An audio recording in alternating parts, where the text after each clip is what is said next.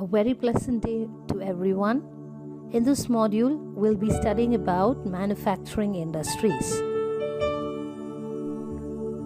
Let's have some title knowledge.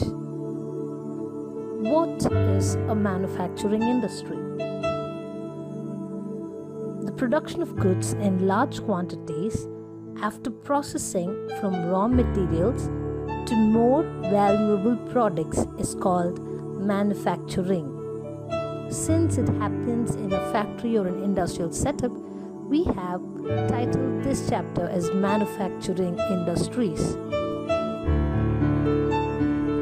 What is the objective of this chapter? Why should we learn this lesson, Manufacturing Industries? The focus is here about understanding the importance of manufacturing industries. Then we go about understanding the basis on which the industry can be classified. Then highlight the contribution of industries to the national economy and focus on the problems faced by industries and also what are the problems created by industries to the nature. And finally, we'll have an insight into environmental issues and solution for the same. Importance of manufacturing industries. Manufacturing is considered the backbone of development in general and economic development in particular, mainly because manufacturing industries not only help in modernizing agriculture, which forms the backbone of our economy, they also reduce the heavy dependence of people on agricultural income by providing them jobs in secondary and tertiary sector. Now we add a very clear understanding of the three sectors of economy. The first sector, being primary, involves processing straight from nature. In agriculture and related stuff, everything belongs to this primary sector. Okay, and India being an agricultural economy, majority of the population depend on agriculture for their livelihood. That's why it is mentioned that agriculture forms the backbone of our economy. Since so many people are employed in this particular sector, it is needed and it is required that this heavy dependence on only this sector has to be shifted, and people working in agricultural sector who's disguisedly unemployed should be provided with alternative job opportunities in industries and the service sector. So that's what the first importance of manufacturing industries focus on.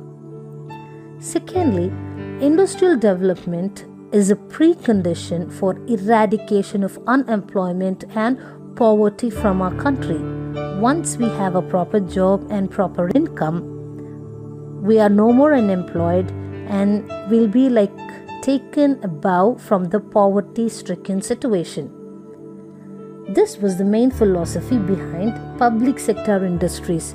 That's why government owns many of the industries just to support people since they are into service motive. It was also aimed at bringing down regional disparities by establishing industries in tribal and backward areas. So when you move and establish an industry or a factory in a tribal area or in backward areas, that is a sign of development, that is a progress towards urbanization. So you can employ people from those backgrounds. So in that way, we can develop people. So this is another importance of manufacturing industries. The third thing would be export of manufactured goods will expand trade and commerce and brings in much needed foreign exchange. The more we export, the more foreign exchange happens. Finally, countries that transform their raw materials into a wide variety of furnished goods of higher value are really prosperous. Okay, example countries like Japan. Okay, they have invested more on secondary and tertiary sector, so they have done so much. and they are like developed countries. All right, and then India's prosperity lies in increasing and diversifying its manufacturing industries as quickly as possible. Agriculture and industry are not exclusive of each other. Do you agree with this? Yeah, I do agree. They move hand in hand. For instance, the agri-based industries in India have given a major boost to agriculture by raising its productivity. Now they depend on the latter for raw materials and sell their products such as irrigation pumps, fertilizers, insecticides, pesticides, plastic and PVC pipes, then machines and tools, etc. So agricultural sector requires all these facilities which are being manufactured in the secondary sector. So that's why we say that agriculture and industry move hand in hand. Thus, development and competitiveness of manufacturing industries has not only assisted agriculturalists in increasing their production but also made the production processes very efficient. Now, as we see, we are into more of like globalization. So in the present world of globalization, our industry needs to be more efficient and competitive. If we are like satisfied with self-sufficiency, okay, whatever we produce, India is going to use it, it's enough for us. There won't be any profit. Self-sufficiency alone is not enough. Our manufactured goods must be at par and quality with those in the international market. Only then will we be able to compete in the international market. So that's why agriculture and industry are not exclusive of each other, they go hand in hand. They are interdependent. The next topic would be, what does or how much does the manufacturing industries contribute to the national economy? Okay, so the total income that is generated from the manufacturing industries, okay, is contributed to the growth of the country. Now, as you see, the growth rate over the last 2 decades, the share of manufacturing sector has stagnated at 17% of GDP, out of a total 27% for the industry, which includes 10% for mining, quarrying, electricity and gas. This is very low when we compare to some other East Asian economies where they actually contribute about like 25 to 35%. So the trend of growth rate in manufacturing over the past 10 years has been around 7% per annum. But what is the desired growth rate? Now we'll have a target, right? So the target is it's like 12%. Since 2003, manufacturing is once again growing at the rate of 9 to 10% per annum. Now, what could be the solution? How can we contribute more? How can we empower this manufacturing sector? How can we increase the contribution of this sector to the national economy? So this is where appropriate policy interventions are required. So the government has to take up the initiative, and they have brought in certain renewed efforts to improve productivity. Economists predict that manufacturing can achieve its largest over the next decade because the demand for manufacturing goods are always increasing. And now there is a council set up with an exclusive motive to improve productivity. So it is the National Manufacturing Competitiveness Council, NMCC. So the main objective or the primary objective of this NMCC is to provide plans and then to make proper efforts to improve productivity so as to contribute more to the national economy. Now, let us shift our focus to industrial location. Industrial locations are complex in nature. What do I mean by that? Now, when we actually look into searching for a house, we don't see where there is like no security. Okay, we just see whether there is like schools around, whether there is proper electricity facility, water facility, whether it is safe to live in there. We see several factors before we actually shift our house to elsewhere. The same way, industries, when they decide to set up somewhere, they have to look into certain factors which would support them, and only then they will place their industries or construct their industries in one particular place. Now let's see what are the factors. As I told you earlier, industrial locations are complex in nature. What factors influence? What does the industry owner or someone, will see before he sets up a factory in one particular place? They'll check out whether there is raw material available in that place, whether there is cheap labor, then capital investment should be like properly available, then whether the power is there, and then markets are very close by. It is very rare to see all these possibilities in one place.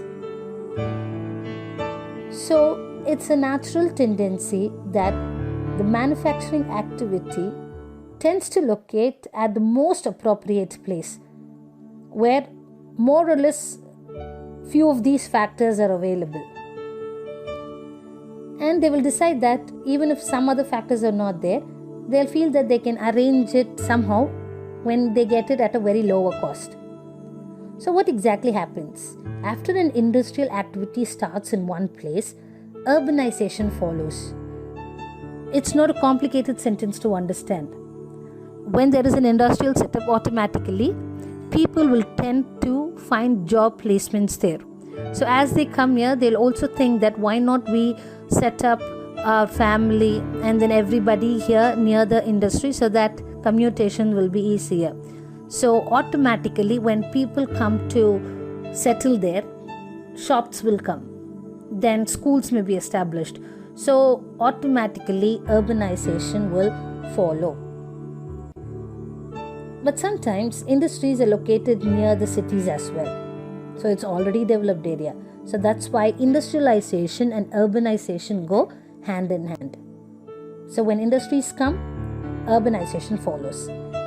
Cities provide markets and also provide services. So what are the services provided in the cities? You can see like banking, insurance, transport, labor, consultants, and financial advice, etc. to the industry. So what happens? So many industries will come together to make use of all these facilities which are provided by the city. So this is known as agglomeration economies. I repeat again, many industries, they come together to make use of the advantages. What are the advantages? Banking, insurance, transport, labor, consultants, financial advice, etc. So they wanted to make use of all these advantages offered by the urban centers.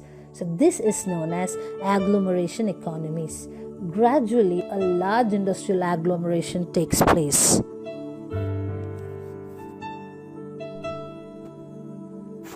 In the pre-independence period, most manufacturing units were located in places from the point of view of overseas trade.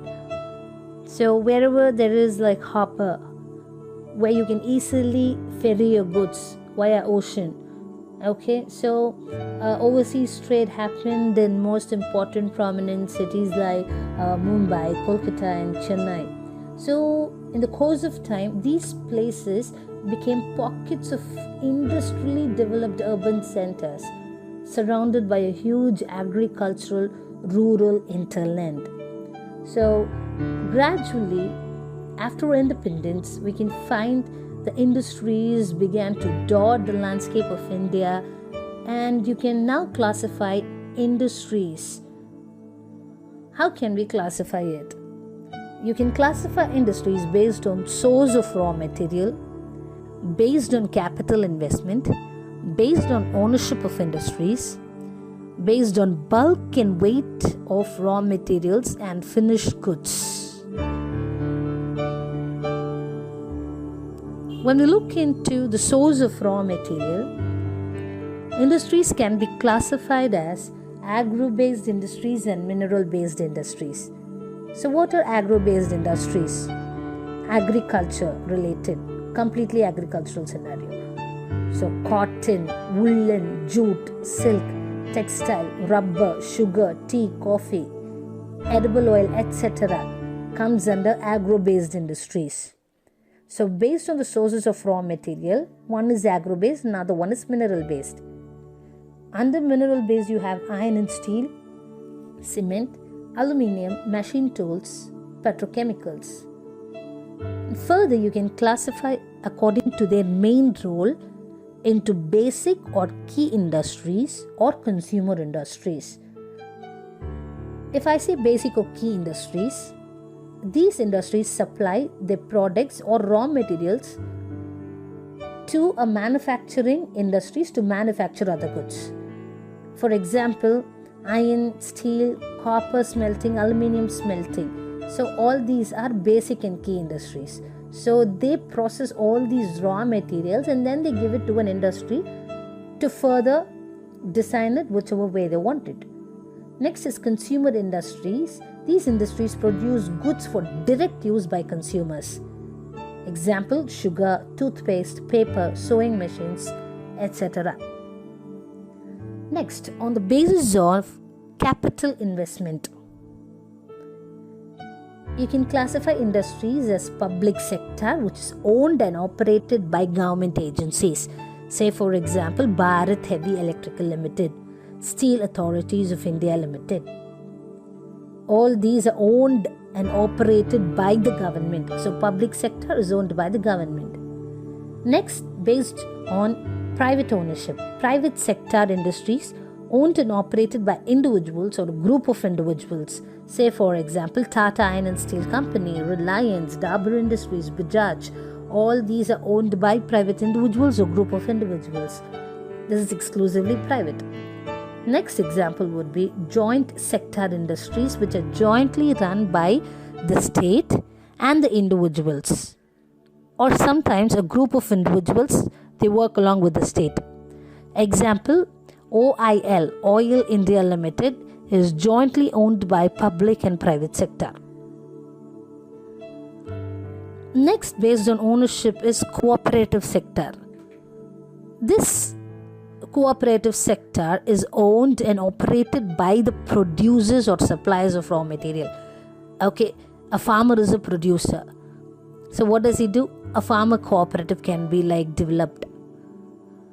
Workers or both, anything. Okay, so what they do is they pool in the resources and share the profits or losses, if any, okay, in such a way that they actually meet out their needs. Example, sugar industry in Maharashtra, the coir industry in Kerala. And finally, you can classify industries based on bulk and weight of raw materials and finished goods. Heavy industries such as iron and steel, light industries that use light raw materials and produce light goods such as electrical industries. This is how you can classify industries. In the previous slide, we studied about the classification of industries.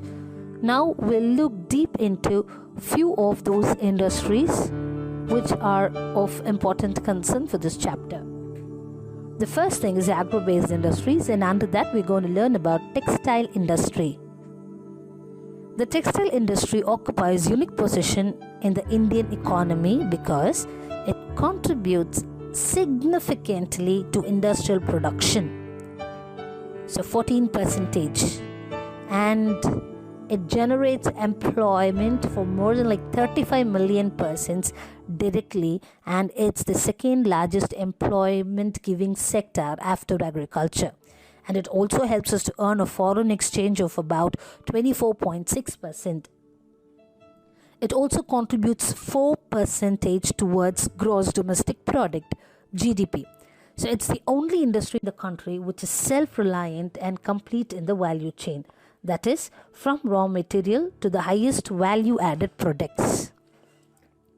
Next, we'll focus on jute and then give details about cotton industry.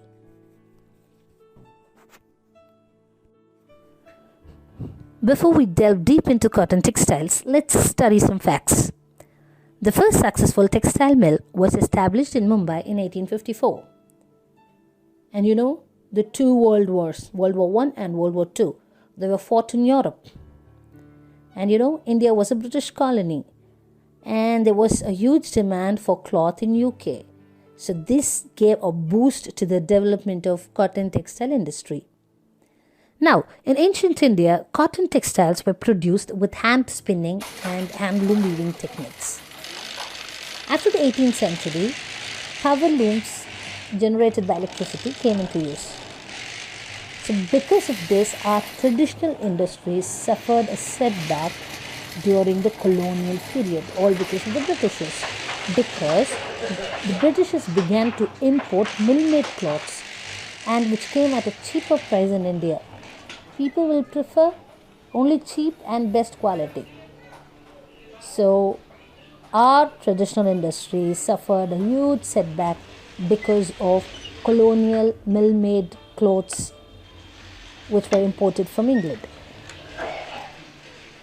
As we look into the facts and figures, as on 30th November 2011, there were 1946 cotton and human-made fiber textile mill in the country. And about 80% of these are in the private sector and rest in the public and cooperative sectors. And apart from these, there are like thousands of small factories. So in the early years, the cotton textile industry was concentrated in the cotton growing belt of Maharashtra and Gujarat. Why? Why cotton belts of these states? Because availability of raw cotton, market, it was near, easy to transport, accessible port facilities, and you got like cheap labor, and the climatic conditions were so very favorable, which contributed to its localization.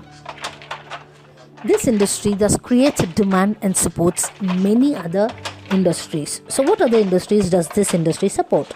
Okay, they also support and they provide a living to farmer, cotton wool pluckers, and workers engaged in ginning, spinning, weaving, dyeing, designing, packaging, tailoring, and sewing.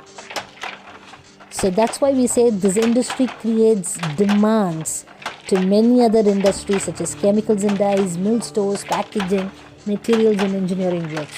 So as a raw material, it provides employment generation to several people and also supports several other industries as well. And the next thing here would be why spinning continues to be centralized in Maharashtra, Gujarat and Tamil Nadu while weaving is highly decentralized. The answer would be it is done in order to provide scope for incorporating traditional skills and designs of weaving in cotton, silk, zari, embroidery, etc. India is world-class production in spinning. But weaving supplies low quality fabric as it cannot use much of the high quality yarn produced in the country. So weaving is done by handloom, powerloom and in the mills. So that's why it's highly centralized, whereas like weaving is highly decentralized. So the local communities, small scale industries, okay, they actually do this weaving process. The next is, why did Gandhi lay emphasis on spinning yarn and weaving khadi? Again, the answer would be he believed in the ideology of Swadeshi. What is Swadeshi? To use everything that is made in India. So when we were fighting for independence, the British discouraged our textile industries and they wanted to promote their own goods, and that's why they imported everything from their country to India. So this led to closure of several Indian handloom industries, and many weavers were hit hard. Okay, they were like poverty stricken, they were pushed too low. So Gandhi and other leaders obviously encouraged people to spin yarn and weave khadi because it's ours. This hit the British textile industries hard and provided work to many Indian artisans and weavers. That's why Gandhi laid emphasis on spinning yarn and weaving khadi. India exports yarn to Japan. Other importers of cotton goods from India are United States of America, United Kingdom, Russia, France, East European countries, Nepal, Singapore, Sri Lanka, and African countries. India has the second largest installed capacity of spindles in the world with 43.13 million spindles. Okay, this is a record of the year 2011-12, the first being China. We have a large share in the world trade of cotton yarn, accounting for 1/4 of the total trade. However, our trade in garments is only 4% of the world's total.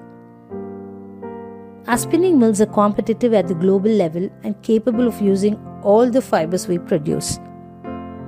The weaving, the knitting process, and processing units cannot use much of the high quality yarn that is produced in the country. There are some large and modern factories in these segments, but most of the production is in fragmented small units which cater to the local market. So what they mean here is weaving, knitting and processing units cannot use much of high quality yarn.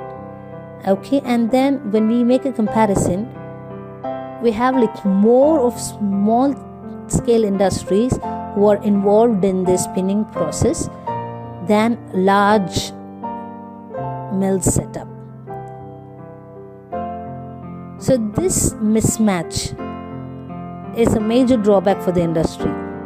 So many of us spinners export cotton yarn while garment manufacturers have to import fabric. Somehow we'll have to like focus on our business as well. Alright, so that's why we need to like focus on improving our own manufactured goods, and we have to purchase it in order to empower our own country's goods. Now there are certain problems faced by this cotton industry. What are the problems? Power supply is erratic. Okay, power gets down and the production stops, and they won't invest more on upgrading their machinery. They'll be like clinging on to like one particular mission goods, okay, which is like old and obsolete. Okay, they don't upgrade it. So all these are a drawback in increasing the production. Now other problems are very low output of labor and stiff competition with the synthetic fiber industry. Next we'll learn about jute textiles. India is the largest producer of raw jute and jute goods and stands at second place as an exporter after Bangladesh. There were about like 80 jute mills in India between 2010 and 11, and most of it are located in West Bengal. What could be the reason why most of the jute mills are located in West Bengal, and especially in the banks of Hooghly River, which is a narrow belt of around 98 km long and 3 km wide? Why? So what are the factors responsible for their location in Hooghly Basin? The first reason is proximity of jute producing areas. Okay, so jute producing areas are quite near. That's one reason.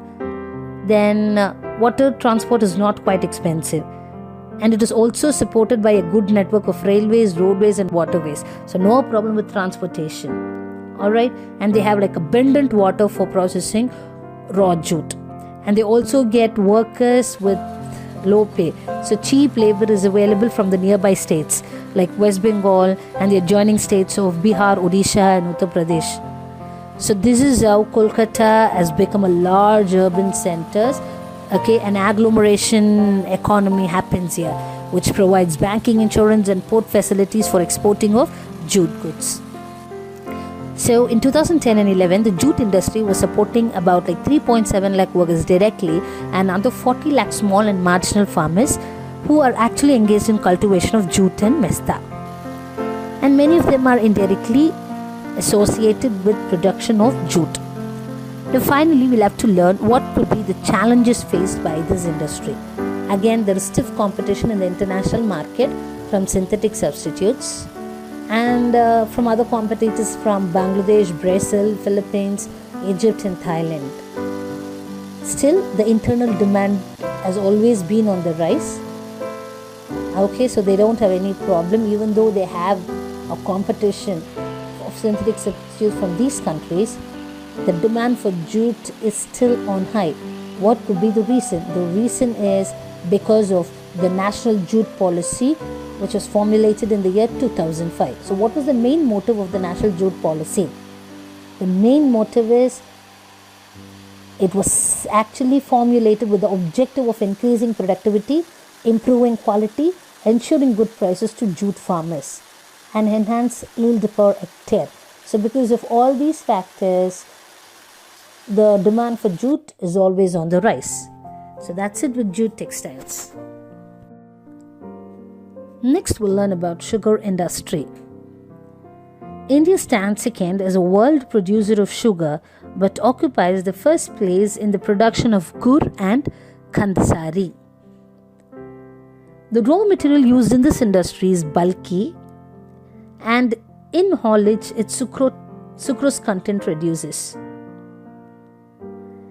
According to 2010 and 11, there were about 662 sugar mills in the country. And they are spread over Uttar Pradesh, Bihar, Maharashtra, Karnataka, Tamil Nadu, etc. And 60% of the mills are set up in Uttar Pradesh and Bihar.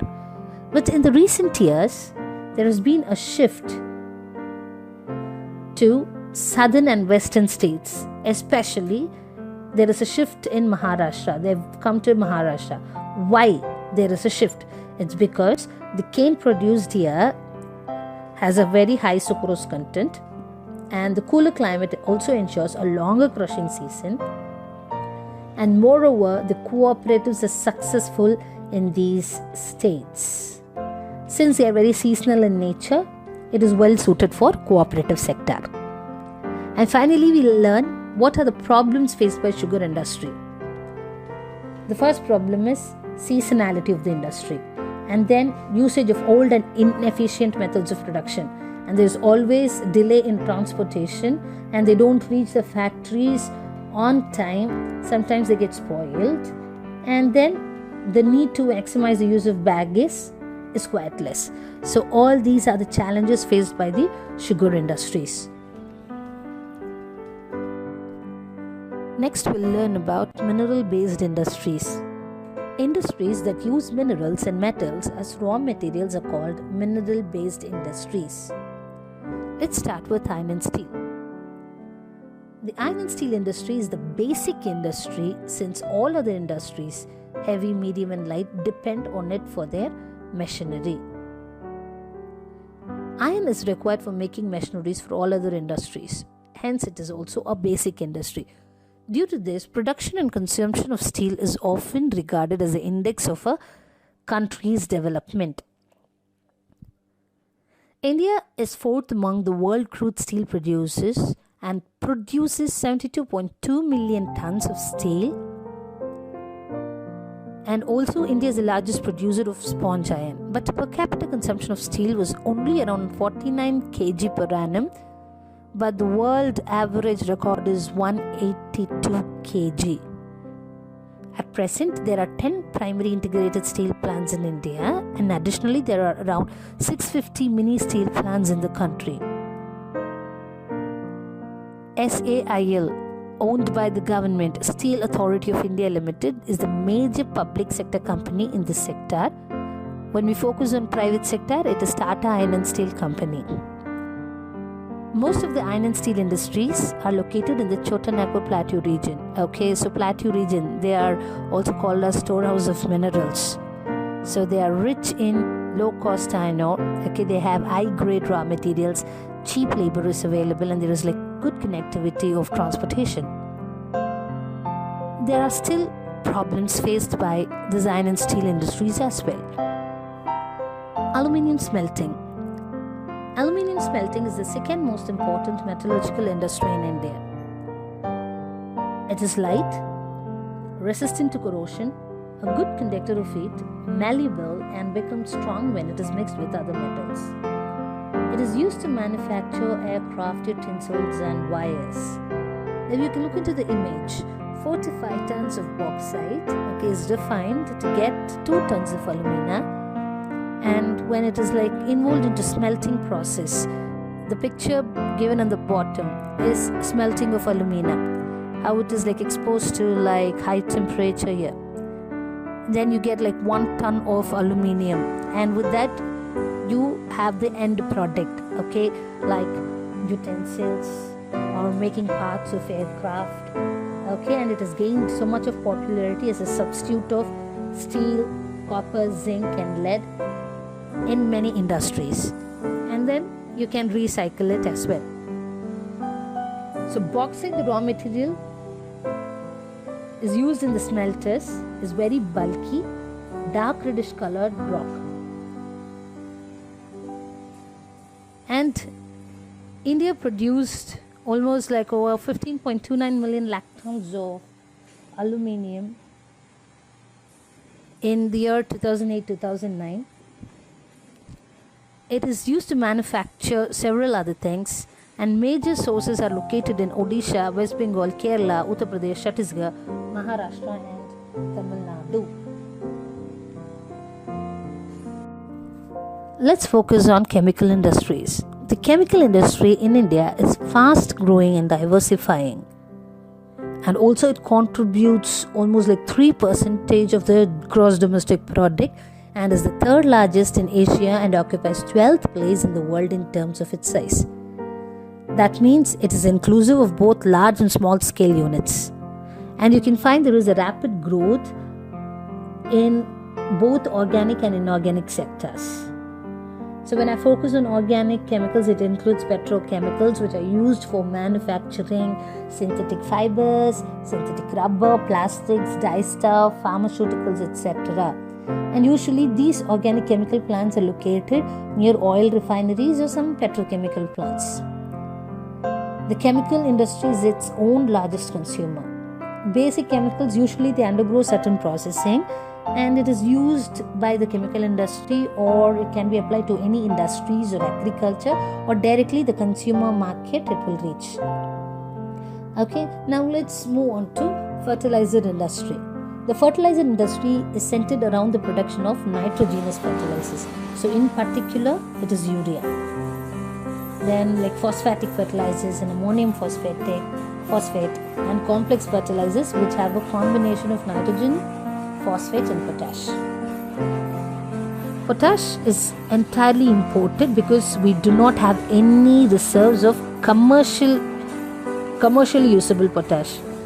Alright, so we import potash. India is the third largest producer of nitrogenous fertilizers, and there are about like 57 fertilizer units manufacturing nitrogenous and complex nitrogenous fertilizers. So 29 for urea and 9 for producing ammonium sulfate as a byproduct. And there are also 68 other small units which produce single superphosphate. So at present there are about like 10 public sector undertakings and 1 cooperative sector at Hazira in Gujarat. And since it is a cooperative, it has to like abide by the norms of the government. So it comes under the Fertilizer Corporation of India. After the Green Revolution, the industry is expanded to a greater extent. And you have this industry dotting in Gujarat, Tamil Nadu, Uttar Pradesh, Punjab and Kerala. And they contribute most of the fertilizer production. Other significant producers are Assam, West Bengal, Goa, etc. Then is cement industry. The first cement plant was set up in Chennai in 1904. And after independence, obviously it got expanded. And decontrol of price and distribution since 1989 and other reforms led the cement industry to make a very quick development in its capacity, process, technology and production. So there are almost like 128 large and 332 mini cement plants in India. Improvements in quality has found the Indian cement a readily available market in East Asia, Middle East, Africa and South Asia. So in conclusion, we can say that this industry is excellently doing well in terms of production as well as export, and efforts are being made to generate adequate domestic demand and supply in order to sustain this industry.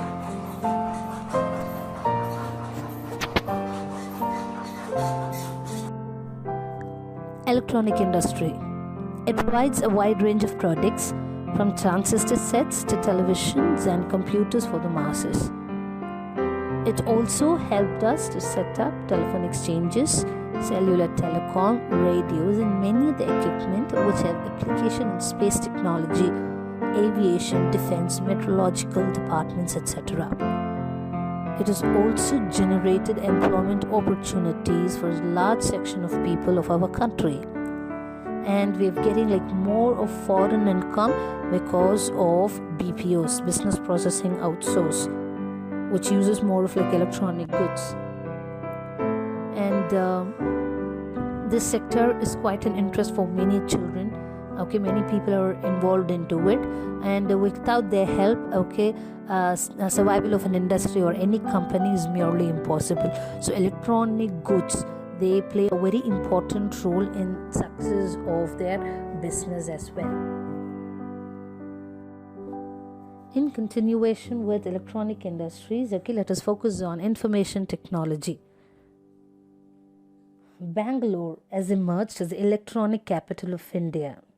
Now there are other important centers for electronic goods. So they are like Mumbai, Delhi, Hyderabad, Pune, Chennai, Kolkata, Lucknow and Coimbatore.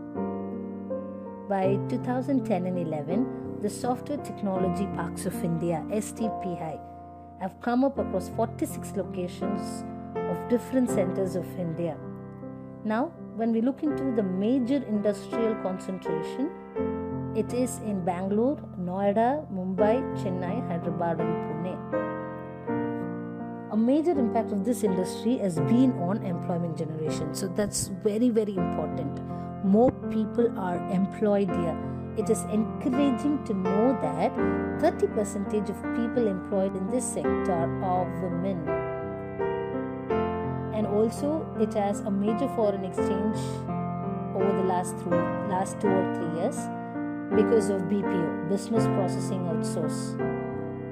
So the continuing growth in the hardware and software is the key to the success of IT industry in India. So you can find it's an awesome development here, and also contributes to the nation's growth, and it also generates employment, and 30% of women are working. So it's quite fascinating. Now let's move to the last part of the chapter. It's about industrial pollution and its types. Although industries contribute significantly to India's economic growth and development, the increase in pollution of land, water, air, noise, and resulting degradation of environment that they have caused cannot be overlooked. Industries are responsible for 4 types of pollution, that is air, water, land and noise. The polluting industries also include thermal power plants. Air pollution. Smoke is emitted by chemical and paper factories, brick kilns, refineries and smelting plants, and burning of fossil fuels in factories. And these industries, they completely ignore the pollution control norms. So what suggestion they can have? Airborne particulate materials contain both solid and liquid particles like dust, sprays, mist and smoke. So what should they do? They have to to abide by the government guidelines, and they have to see to that they do not harm the environment. Finally, we'll look into the suggestions how to control this pollution. Next, water pollution.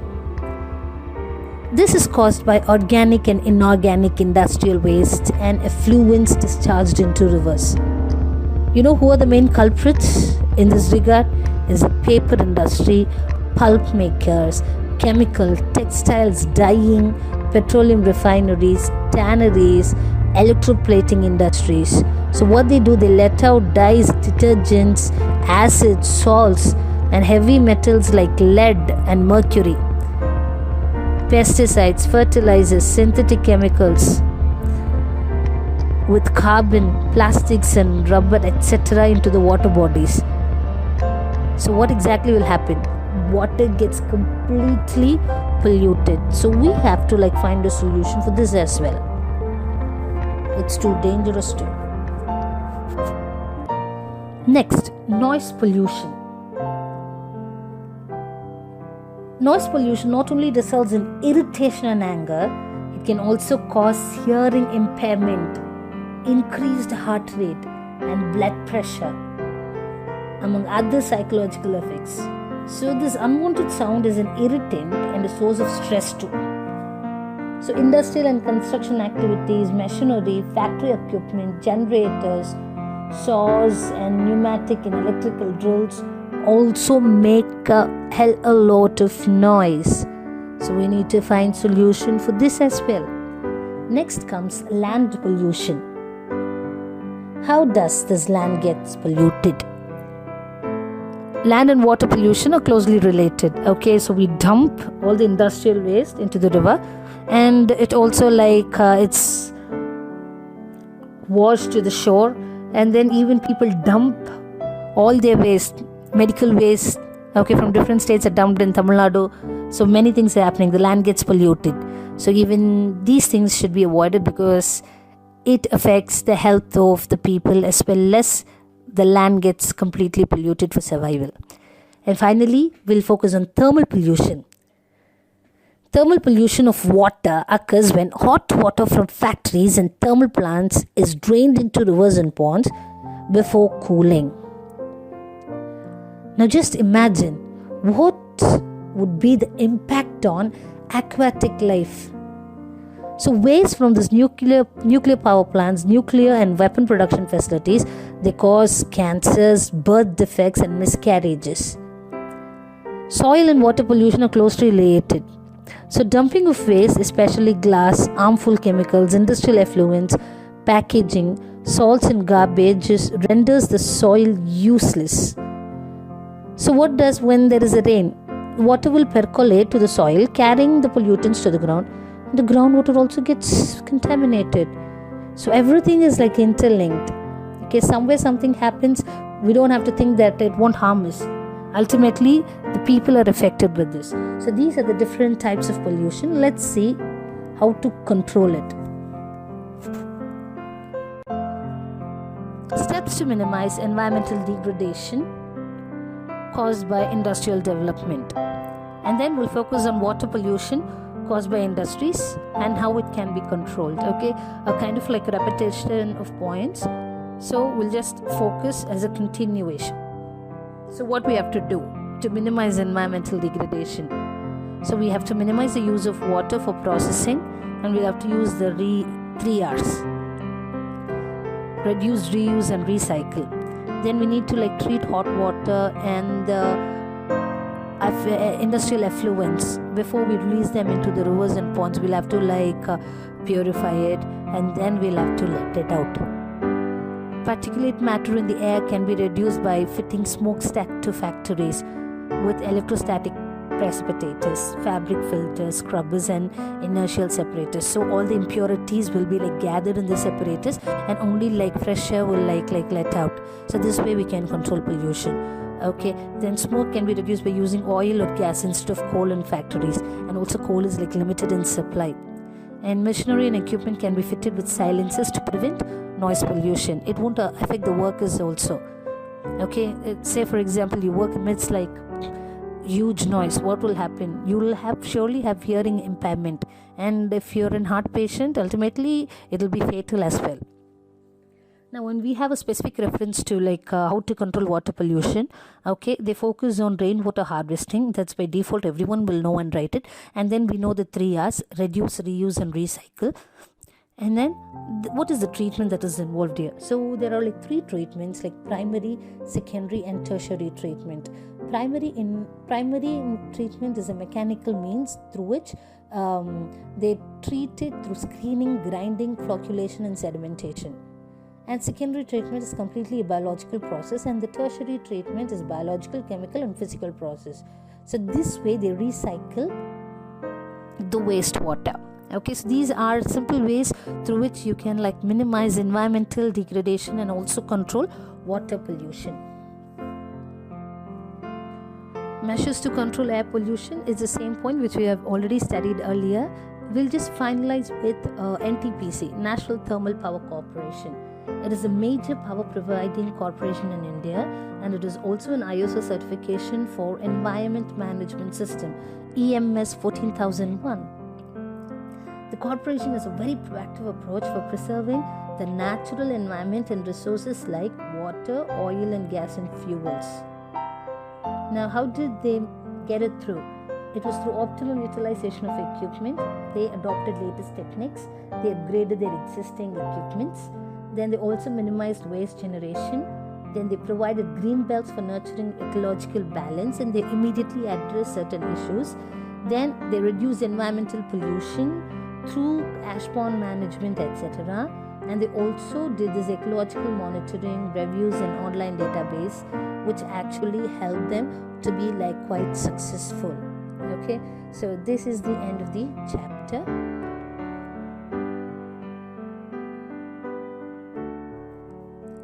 You have map marking for this chapter, which will be dealt separately. And thus, the essence of manufacturing process is the conversion of raw material to a finished product and distribution of the final product to the consumer, and thus contributes to the growth of the country or the economic condition. So let's hope for a pollution-free environment. Thank you.